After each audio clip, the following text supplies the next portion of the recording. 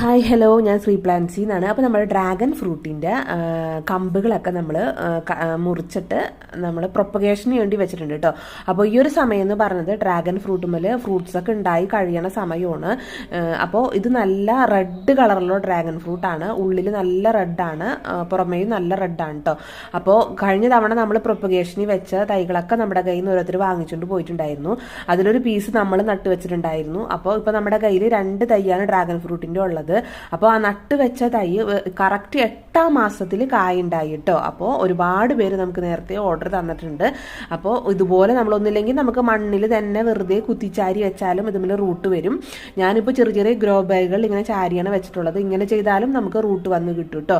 അപ്പോൾ നല്ല റെഡ് കളറിലുള്ള ഈ ഒരു ഡ്രാഗൺ ഫ്രൂട്ടാണ് നമ്മുടെ കയ്യിലുള്ളത്. അപ്പോൾ നമുക്ക് ഇതിൻ്റെ കമ്പ് നട്ട് പിടിപ്പിച്ചതുപോലെ കായുണ്ടായതും സെയിം തന്നെയാണ് കേട്ടോ. കറക്റ്റ് 8ാം മാസത്തിൽ കായുണ്ടായി കേട്ടോ.